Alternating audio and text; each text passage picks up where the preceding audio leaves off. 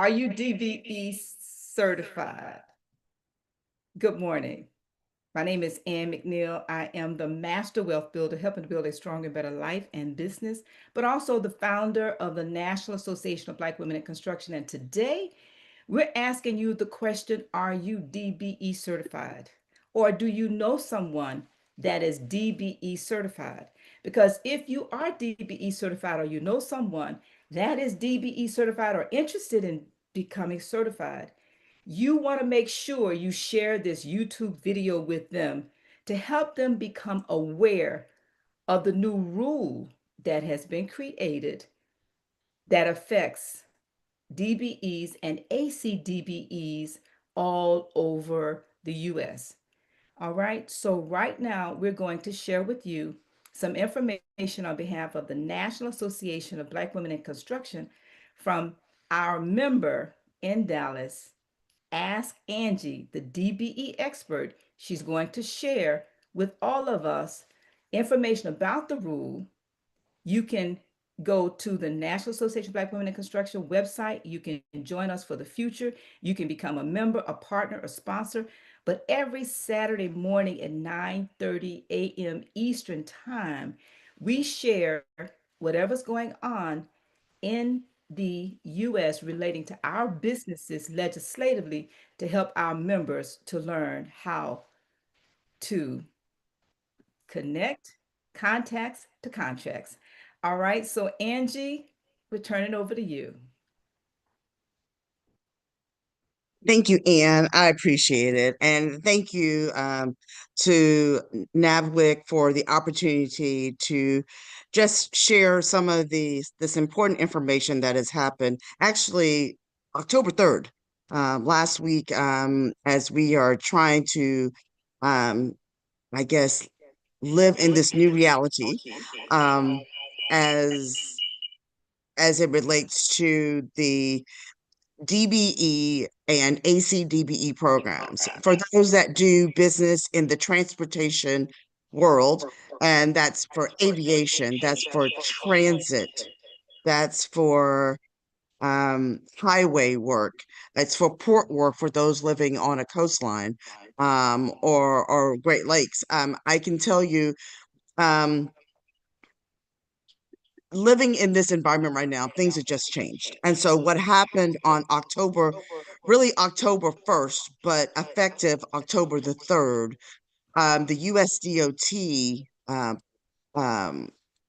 um, launched, or not launched, but issued a interim final rule, which in itself is kind of an oxymoron, um, that indicated that the eligibility for DBEs, all approximately 50,000 DBEs, has changed, and that they are no longer eligible for the DBE and ACDBE programs. And for those that a lot of times we just talk DBE, but I think it's important for our airport concessionaires who are also disadvantaged businesses to understand that this is applicable to them too.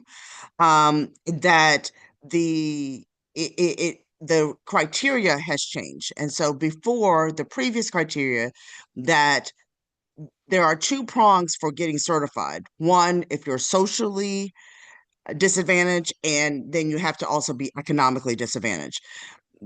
Before, the social disadvantage prong was usually met through the fact that you were a certain minority or a cultural community, or you were a woman. So especially at Nabwic, it hits us both ways. Now they have they, meaning the administration and USDOT, have determined, and DOJ actually, have determined that because of the past ruling on the fair admissions Supreme Court case, it which really was only applicable to universities, that race and gender can no longer be utilized as a factor for consideration. They have now indicated that that is the same standard over for trying to get certified as a DBE or ACDBE firm. So therefore, that presumption of being in a certain racial or certain group, or a woman is no longer applicable for meeting the social disadvantage standard.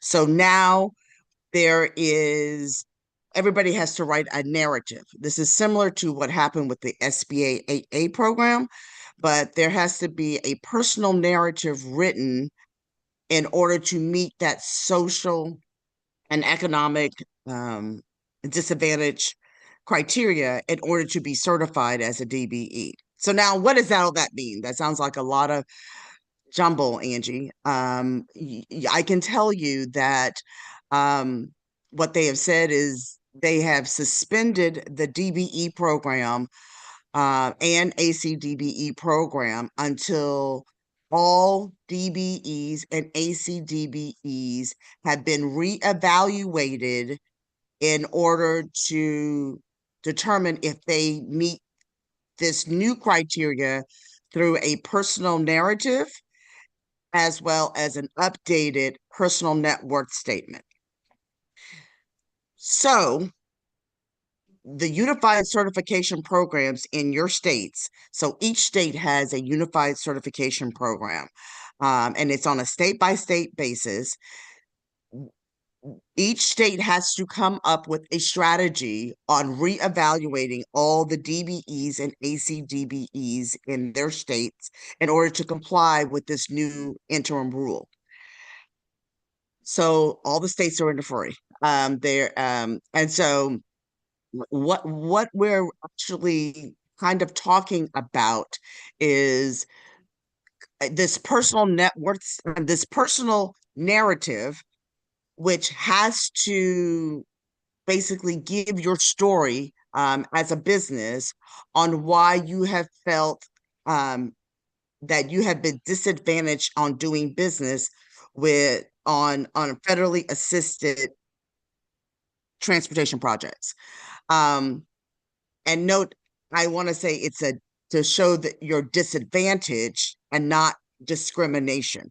Two separate terms that need to be very clear. And so there there is some guidance, very little on what that narrative must say, but what it must not say is anything related to your minority or racial or cultural status or even your national origin status. You can't say that I'm from another country. That is the reason why I have felt discriminated against. And again, you're saying discriminated against, or you felt as you were in a disadvantage. Nor can you say that because I am a woman or even because I am a man that I have felt disadvantaged in this narrative. And so that must be submitted to your UCPs once they come up with a strategy in order to submit that information as well as a current personal net worth state. Hello? Hello? Sorry. Personal net worth statement, which was already required, and that changed with the rule last year. So I know that was a lot of information, but that's just part one of what this interim rule, final rule did. There's the certification piece, and then there's also the compliance piece. So now you're saying, hey, well, I'm a DBE or ACDBE and I already have a contract. What does that mean? So what that means is if you're currently working on a contract for either the airports or for the transit agencies or for highway work, is that your participation will no longer count towards your entity's goals, whatever that means. So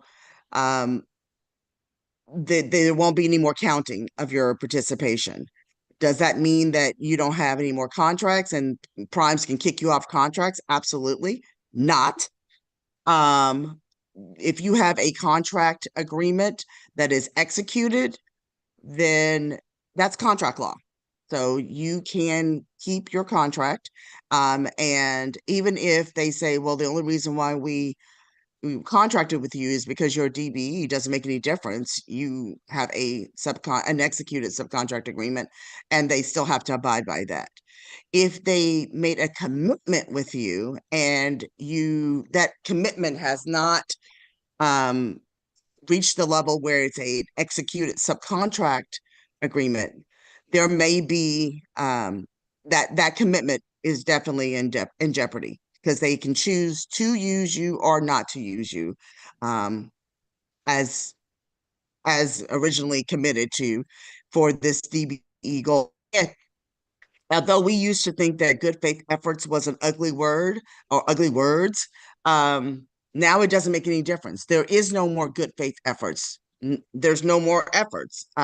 They don't have to currently meet this DBE commitment, at least during this transition period, until the DBE programs and ACDBE programs are turned back. I say turned back on. So I know that was a lot. Um, and I'm sure you have questions. Um, so you can ask Angie right now. Thank you, Ms. All right. Thank you so very much, Angie. We're going to go to a um, moment here where we're going to take the link for the rule and we're going to place that link inside of the chat here on YouTube and also on all the social media that I've been sharing while you were talking. So we're going to stop the recording. We're going to stop the recording so that we can then change over to the questions and your answers.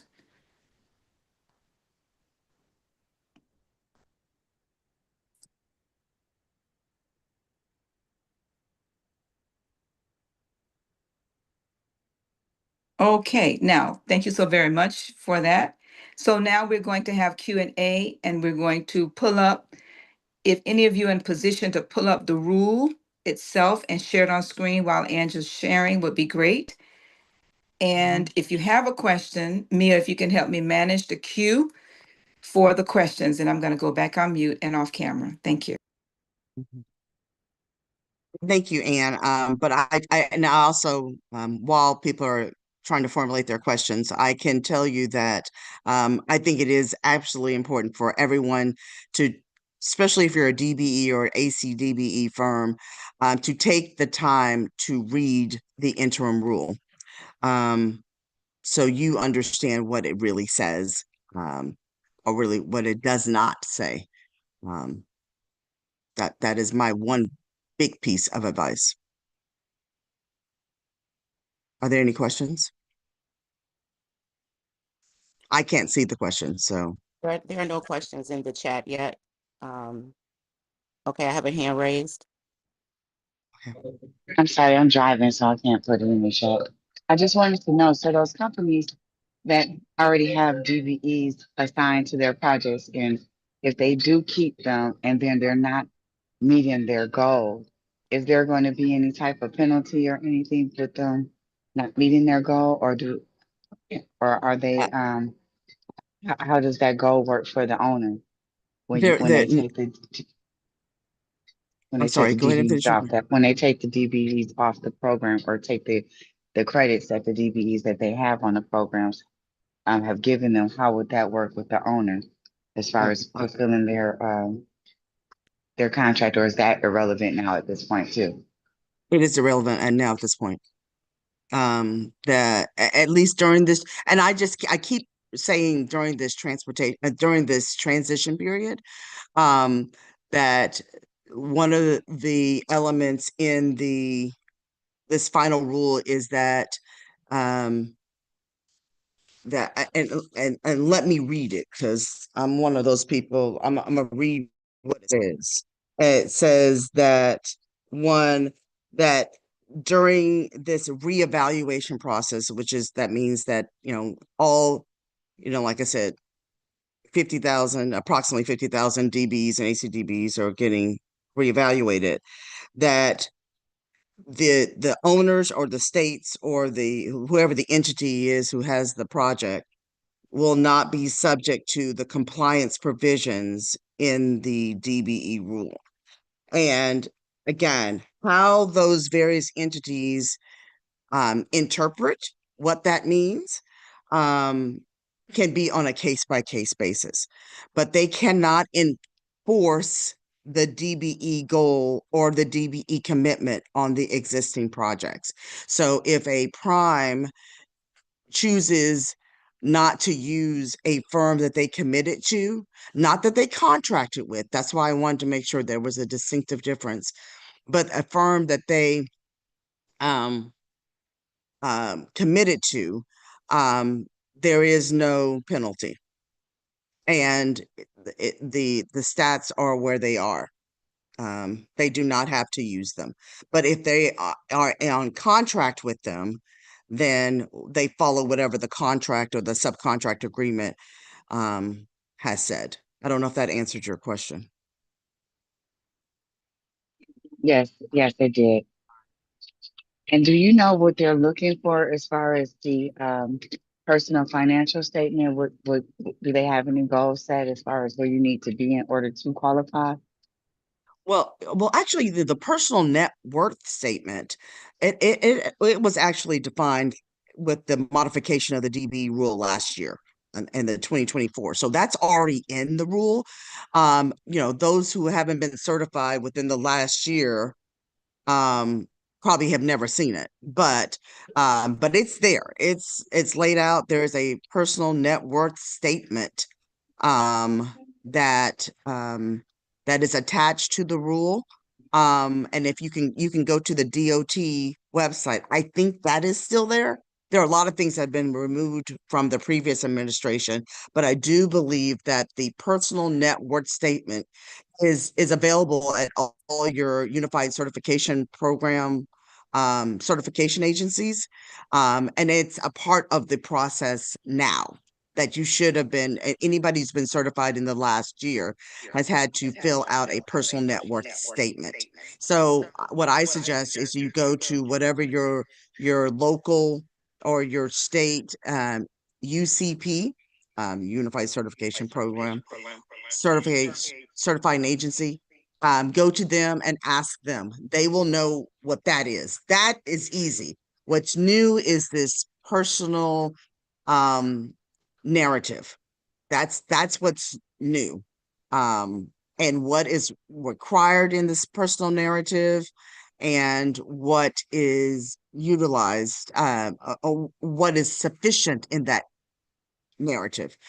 And I think from what me talking to people nationwide, everybody's still trying to figure that out.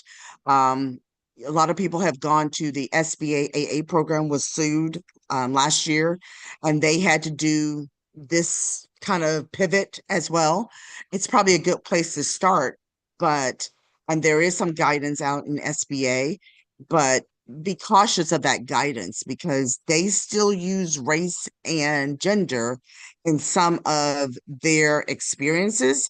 So remember, whatever you do as your personal narrative cannot include the fact that I am a Black woman or I am a white man or I am, anything having to related to your ethnicity or your racial status or gender can be included on the reasoning for your disadvantage, not discrimination, but your disadvantage.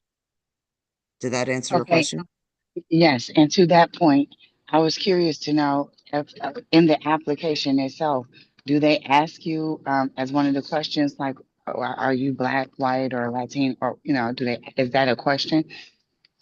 No, this In the application, because I'm wondering that will they be able just okay, so if you don't answer any of that stuff with the ethnicity thing, but they do have a question that's saying what is your race, what is your gender, will they use that to eliminate us from the contracts just from those, or do they not even ask that since they don't want? I'm not sure, I haven't looked at the application, so I was just asking well, because I it's was thinking, go ahead. no, I'm sorry. I No, because apologize. I I keep didn't know thinking. if that would be an elimination factor considering this administration.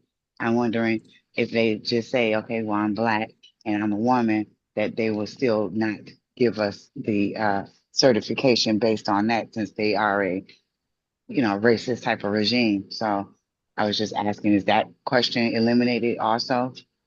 No, no, no, no, no, no. First of all, uh, and this only okay.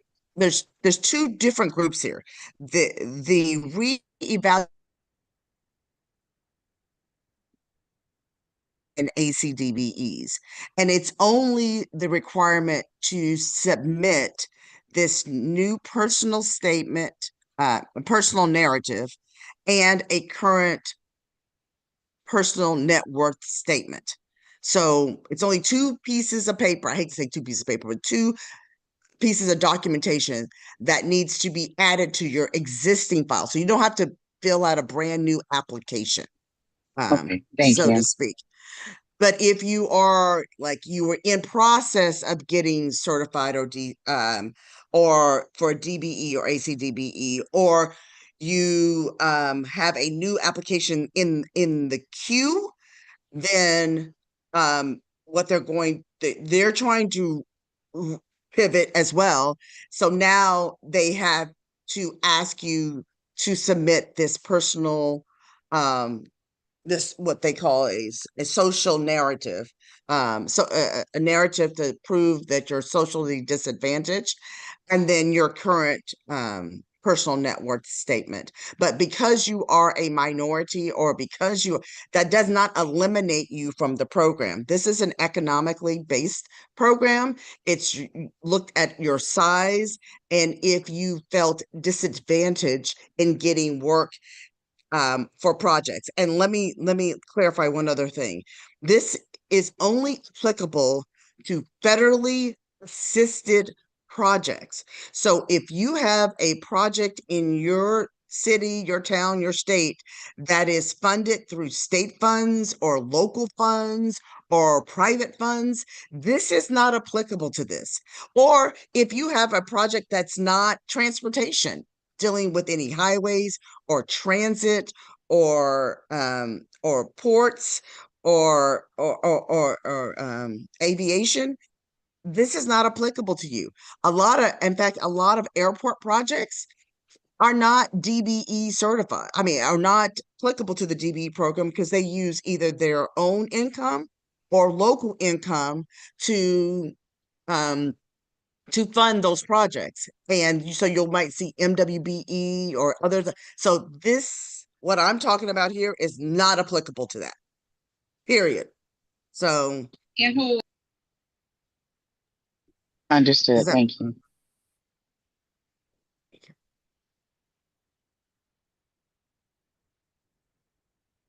any other questions?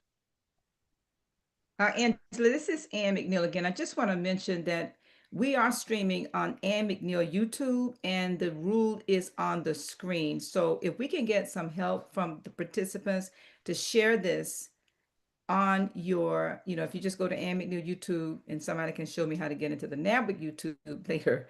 But if you can just share this rule, and if we're about to wrap up, if there are no additional questions, we do want to share. For those that are listening on YouTube, you can go to nabwic.org and register with us. Every Saturday, we're here. You can go to nabwic.org and register with us for Tuesday meetings for membership, and you can get more information about who we are, what we do, and how we can add more value to what you do as relates to this DBE program. And we will give you additional information about the information we will continue to bring forward. Now, there's a lot of wonderful information on this. AMAC has also provided information. Angela's partnering and Nabwic's partnering with a lot of our strategic partners in regards to making sure you have the necessary information you need to continue operating your business, but staying compliant. Keyword Mhm. compliant. The rule is on the screen, and I'll go back to the very beginning. You can go to the Federal Register. It's called the Disadvantaged Business Enterprise Program and Disadvantaged Business Enterprise A Airport Concession Program Implementation Modifications.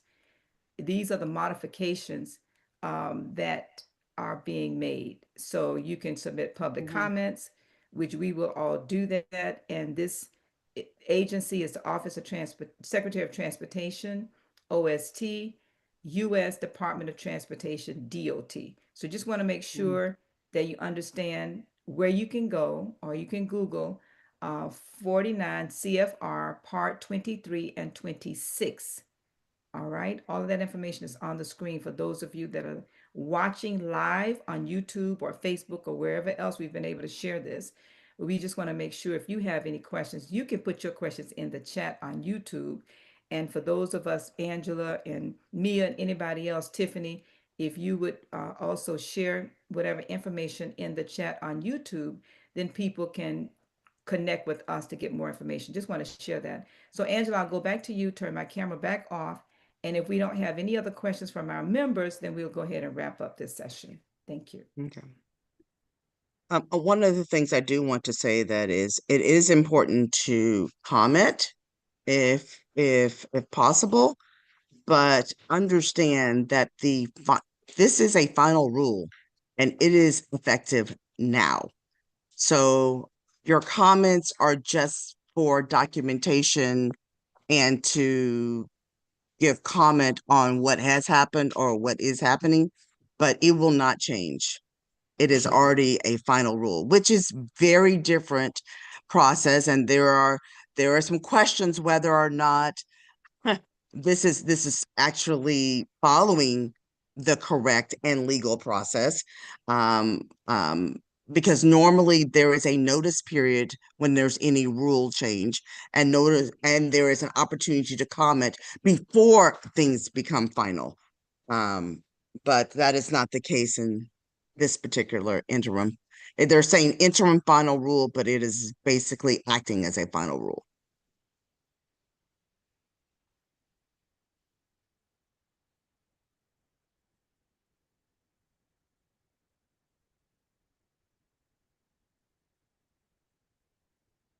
Any questions, or I'll just sum it up? Yeah, I think you can just sum it up, Angela. We're ready. Okay, Yes, yeah. there are no questions in the chat. You're all clear. Okay, great, thank you. So in summary, I would say, one, check with your various different states and wait. And a lot of them are still scrambling. A lot of people like, I haven't heard. Well, they are still scrambling.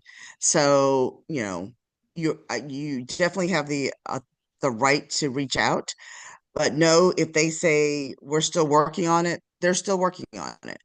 A number of states have sent out memos um, indicating that they are working on a way. When you get guidance from your individual states, that's when you act. Please do not jump and react until you get guidance from them. If you are experiencing because the industry, your AGCs, your ACECs, and your other industry groups are also, of course, advising their members. Some of them have never been and are now using this as a reason to not be inclusive on their contracting. They one cannot just kick you off a contract if you have a valid subcontract agreement. There is, unfortunately, the owners cannot necessarily enforce the DBE current DBE goals and ACDBE goals that they have on the contracts right now. So um so but that's on a case-by-case basis. I've heard entities that have said that, you know what, I understand that this is the rule, but, we still need reporting for our stakeholders. So reporting might still need to continue as it relates to the various different entities. I have definitely heard that, it inclusion and is important for the various different areas that you're at. So, be sure to report anything that you need to the owners of the project to let them know, hey, they're kicking me off the contract, or they're making it difficult for me to continue my contract. Please let every owner has a civil rights office or a DBE office, let them know what is going on. And the other thing is, when you do get that guidance and you are currently DBE or ACDBE certified, please complete the documentation as expeditiously as possible, because the delay in the re-evaluation is the delay in turning the DBE programs and ACDBE programs back on. And I can assure you, um, a few years ago, there was this thing called the infrastructure bill. And I can tell you, right about this time, billions of dollars from that bill that have been allocated to the states and the entities is about to come to Congress. So I would say within the next year, um, probably, I wouldn't say, it might even be half of those major procurements are going to hit the streets. And right now, because of this interim rule, those procurements will hit the streets without DBE goals, as well as their major concession programs that are about to be relet at the airports, and they will hit the street without ACDBE initiatives. So the what I tell you to do now, while you're waiting for that guidance, start looking at how you're going to write this personal narrative, how you feel like you've been disadvantaged because of circumstances dealing with your environment, dealing with your size, dealing with your community, dealing with other environmental things that have happened to you that has put you at a disadvantage. Also, if you have not done a personal net worth staking, start getting all your financial information together. That is already outlined in the USDOT website, or better yet, go directly to your UCP certifying agencies, and that should be on their websites, or or they can provide that information to you so you can get started in getting that current and up to date. So that's what I would advise for you to do right now. To get ready is to start preparing that paperwork, so when that guidance does come out, you're ready to go. I do see one more question before. I see another question, Anne. Is that okay? Yes. I'm gonna answer. Go ahead, So Julie. my question is, okay, if you are a new certifying company and you're just getting ready to begin, is there a different application, or do we start with the same application and add those two items that you're saying that they're reevaluating to our new application, or is the If new application process paused at the moment? um as it relates to the personal net worth statement, which is the one that really goes to your economic disadvantage, that statement is already in the current DBE certification application, so you can use that as guidance. What has changed now is this element of the personal narrative that has probably not been added. But there is guidance in this new rule. Well, it's really not that deep, but it does refer to certain elements, like, you have to show your demonstration establishing existing disadvantage by the preponderance of evidence, like specific instances of economic hardship and systemic barriers. And when they mean personal, they do mean specific personal instance. You can't just say, because I was from the South Side of Chicago. You can't just say that. You have to talk about specific instances that show that you have been disadvantaged in doing business. So you can, and that's the other thing. I think AI would be a good place to start to get you started, but please do not rely on that solely. They need to have personal um, instances on where you felt that you are at a disadvantage, not discriminated against, but at a disadvantage. So that's what you can do as a new firm to get started. But I can tell you, and again, every state is on a different basis, that the priority will be to get those existing firms reevaluated, because until they're all reevaluated on a state by state basis, the DBE and the ACDBE program is not effective, is suspended. And so even if you got new certified, it doesn't make any difference because the program is not there right now. I don't know if that answers your question. Yes, it does. Thank you very much. All right. Okay. Thank you so very much. We're going to go ahead and wrap up. Thank you, everybody, for the questions. And thank you for those of you that are joining us live on YouTube in the future. Please connect with the National Association of Black Women in Construction. And we will have more information from Ask Angie, the DBE expert on all matters DBE, as we continue to have a hand raised. Okay, Miss Mia, your hand is raised. No, you can finish. I have an announcement after you finish for next week. I'm finished. She has an announcement next week. And this is on YouTube, so make sure your announcement is appropriate. Thank you. Just want to invite everyone to come out next Saturday for our legislative call to join us, as Dallas, Texas area is responsible for bringing our government relations session for our subcommittee next Saturday. And we have confirmed Kendall Locke, the deputy chief of staff for Jasmine Crockett, will be presenting, as well as we have invited and are just pending approval from Texas State Congresswoman Tony Rose. Thank you.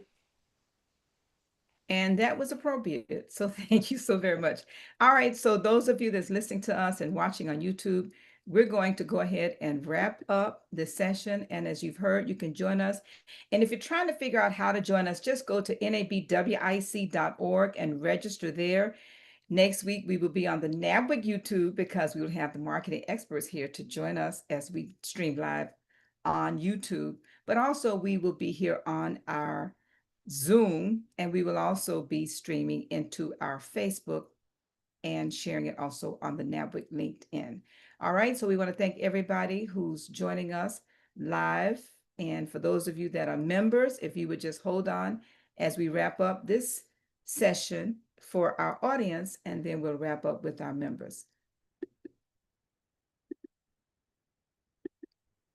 Again, thank you. You can go to nabwic.org